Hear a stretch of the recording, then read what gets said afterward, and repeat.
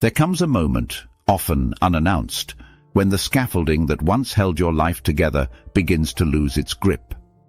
Not because of some obvious collapse, not because of crisis or despair, but because the internal connection between action and meaning begins to dissolve. You may continue doing the same things, waking up at the same time, meeting deadlines, maintaining relationships. From the outside, there's no evidence of anything falling apart. In fact, you might even appear more functional than ever. But inside, there is a silence growing louder. This isn't depression, though it may resemble it. It's not boredom, though you will feel profoundly unstimulated. It's something more existential, a subtle detachment from the framework of meaning you once took for granted. The things you used to care about begin to lose their weight. The future, which once stood before you like a clear destination, now seems like a blurred horizon. Nietzsche anticipated this form of suffering. He did not pathologize it. He didn't call it a disorder. He recognized it as an inevitable consequence of spiritual dislocation, a sign that something false has begun to die within you. At the heart of Nietzsche's philosophy lies the idea that much of what we call meaning is inherited.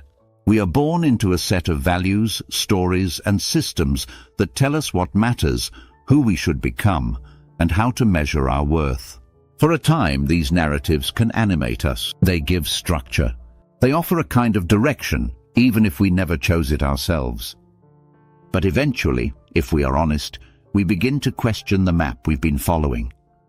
Not always with words.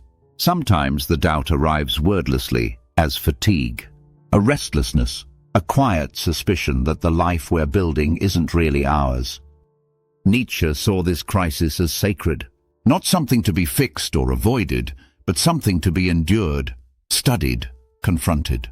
He called this descent into meaninglessness the abyss, not as a poetic metaphor, but as a psychological reality, a place where inherited purpose dissolves and no new ground has yet formed beneath your feet. Many people panic at the edge of this experience. They try to fill the silence with noise, new goals, new beliefs, new distractions. But Nietzsche's challenge was different, to remain in that silence long enough to hear what it's really asking. What you are experiencing, if this description fits you, is not weakness. It is not failure. It is the beginning of honesty, the moment when the false gods start to fall. But what comes next, when the old meaning is gone and no new meaning has taken its place? That's what we begin to explore next. When people say that life feels pointless, they're often not crying out for help.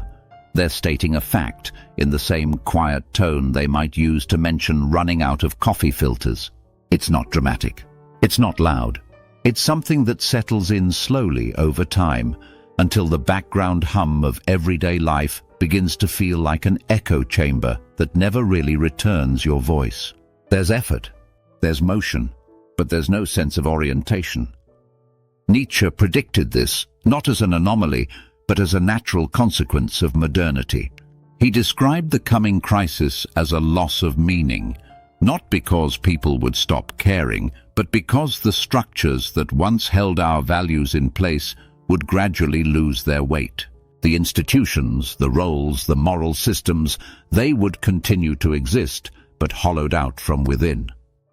When Nietzsche wrote "God is dead," he wasn't making a theological argument. He was diagnosing a psychological collapse. His warning wasn't about religion per se. It was about the unraveling of a shared moral foundation that, for centuries, gave human life a perceived sense of direction. What terrified him was not the death itself, but the vacuum it would leave behind, the emptiness that would follow once the inherited compass no longer pointed anywhere real. We live in that aftermath. And it doesn't necessarily look like chaos. Often it looks like routine, like structure, like checking all the right boxes, finishing school, getting a respectable job, posting smiling photos, managing the calendar. But beneath it, there's a quiet dissonance, a sense that none of it feels quite earned. That success no longer means anything because the thread tying effort to meaning has dissolved. A few years ago, I met a man through a mutual friend. He was in his early 40s, financially stable, married, childless by choice, and outwardly calm. He didn't speak in abstractions, didn't indulge in philosophical detours. But over dinner one night, he said something that stayed with me. He leaned forward, lowered his voice slightly, not in secrecy but in fatigue, and said, "I did everything they told me to do, and I still have no idea what this life is supposed to be for." It wasn't self-pity. It wasn't anger. It was resignation. Not to suffering, but to the suspicion that there might be no narrative thread left to tie anything together. He wasn't suicidal. He wasn't depressed in the clinical sense. But he was drifting, anchored to nothing beyond the next task. And what disturbed him most wasn't the absence of goals. It was the absence of emotional resonance with anything he was doing. He didn't want more. He just wanted to feel that something was worth doing. But no matter how hard he looked, the meaning always seemed outsourced. A cultural suggestion, never a personal conviction. Nietzsche called this passive nihilism, a condition where the collapse of belief doesn't trigger rebellion, but sedation. People don't erupt, they dull. They turn toward distraction, consumption, or obsessive productivity. They adopt borrowed convictions, follow ready-made routines, and surround themselves with noise, not because they're shallow, but because silence would reveal the emptiness they're trying to ignore. The great mistake is thinking that meaninglessness always shows up as despair. More often it presents as indifference, a disengagement from one's own experience, an inability to name what matters, not because nothing does, but because no one taught you how to tell the difference between values that were handed to you and values that you actually feel. And this is where Nietzsche parts ways with the modern self-help industry. He doesn't offer 5 steps to reinvent your life or promise that clarity will return with better habits. What he offers instead is harder but also more honest, the idea that meaning must be created, not inherited. That there is no ready-made truth waiting for you to stumble upon, only the truths you forge through confrontation with what is most uncomfortable to face. The collapse isn't the failure, it's the beginning. Because once the scaffolding falls, what's left is the space to build something that is truly yours, not just a career or a lifestyle, but an orientation to life that actually fits the weight of your experience. When meaning collapses, people don't fall into a void. They reach for substitutes. It's instinctive, a way of patching the hole without having to face the discomfort of uncertainty. We tell ourselves a new goal will fix it. A new lifestyle, a sharper routine, a different philosophy. Anything to avoid sitting still in the quiet ache of not knowing why we do what we do. Nietzsche had no patience for these surface solutions. He believed most people, when confronted with the absence of a higher purpose, rush to fill the vacuum with distractions dressed as commitments. Not because they're shallow, but because they're afraid. Afraid of what it would mean to stand alone without a story to lean on. Modern life offers endless substitutions. Productivity is a big one. The idea that if you just stay busy enough, the question of meaning won't catch up with you. Your calendar becomes your identity. You fill your days with optimized rituals, unread newsletters, and scheduled self-care. And for a while it works. Not because it fulfills you, but because it crowds out the silence. Then there's ideology. People latch onto causes, identities, and tribes. They build their sense of self around beliefs they inherited or absorbed passively, not because they resonate deeply, but because they offer clarity in a world that no longer gives it freely. Nietzsche saw this as a kind of moral camouflage, the herd instinct rebranded as virtue. But his sharpest critique was reserved for what he called slave morality, the psychological strategy of the weak, to define strength itself as evil and weakness as good. This isn't just a political argument, it's personal. He believed that when we cannot match the power we admire, we start demonizing it instead. We glorify suffering, call it noble. We praise restraint not because we choose it, but because we fear our own potential to act. I remember speaking to a woman after a talk I gave on personal responsibility. She had that well-read, sharp look, someone who had thought deeply about the world. But as we spoke, she admitted something that surprised me. She said, "I don't actually want to be strong. I just want the pain to stop." That line stuck with me, because it wasn't a weakness, it was clarity. She wasn't lying to herself. She wasn't pretending that resilience was her goal. She just wanted out of the pressure. And that's what most of these substitute meanings try to offer, a way out, a bypass around the hard confrontation that true strength requires. Nietzsche warned that these shallow fixes only prolong the sickness. The longer you delay confronting the absence of real meaning, the deeper the numbness sets in. You begin to live second-hand, mimicking the lives of others, copying their beliefs, their ambitions, even their crises. But nothing fits, because none of it came from you.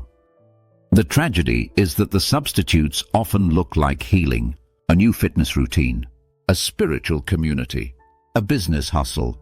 On the surface, they shimmer with purpose, but underneath, they remain just another way of outsourcing your sense of self, another mask.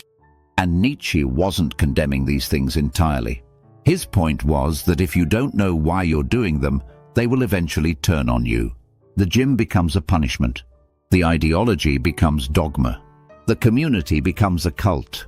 What started as a path out becomes a loop back into the same paralysis. That's why suffering matters, because it's the one experience that can't be faked. You can't curate your way through it. You can't aestheticize it into content. Real suffering strips you down to your rawest truth. And if you resist that truth, if you hide it behind borrowed ideals, it will only grow louder in the background. Before we move forward, stay with that pain just a moment longer. Not to escape it, not to reframe it as something beautiful, but to listen to it clearly without interruption. Nietzsche didn't see suffering as divine punishment or as something to be conquered. He saw it as a signal, a moment when life drops its disguises and forces us to confront what actually matters. Not peace, not comfort, but clarity. Most people never discover what their pain was trying to tell them, not because it was unknowable, but because they couldn't stay with it long enough to hear. The impulse to fix, to outrun, to reinterpret suffering as strength is so deeply embedded that we rarely consider the possibility that pain is not an enemy at all. It may, in fact, be the most honest voice in your life, the one that doesn't care about your reputation, your roles, or the performance of resilience you've spent years rehearsing. Pain doesn't ask you to be strong, it asks you to be still. Nietzsche believed that pain wasn't meant to be anesthetized or glorified. It wasn't a problem to solve or a battle to win.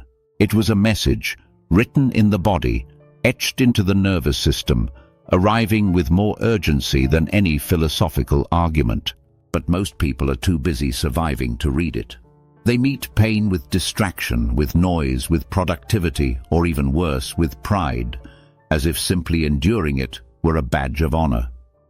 But Nietzsche wasn't interested in endurance. He was interested in truth. And truth, he argued, often arrives through the wound. That's why he called suffering the teacher of profoundness. Not because it teaches you how to succeed, but because it forces you to pause. And in that pause, the world you've accepted without question starts to dissolve. I once met someone, a former athlete, deeply committed to discipline, widely respected for his drive. His entire identity was built around control. But then his sister died suddenly, and that sense of control disintegrated. Not all at once and not in public, but quietly, in the spaces where no one was watching. He didn't become unstable. He became unrecognizable to himself. Nothing he had built, not his routines, his principles, his mental toughness, made sense anymore. It wasn't grief that undid him. It was the realization that the person he'd become had no language for loss. He told me, months later, that the pain didn't just break him. It exposed how hollow his strength had been. And for the first time, he wasn't interested in rebuilding. He was interested in understanding.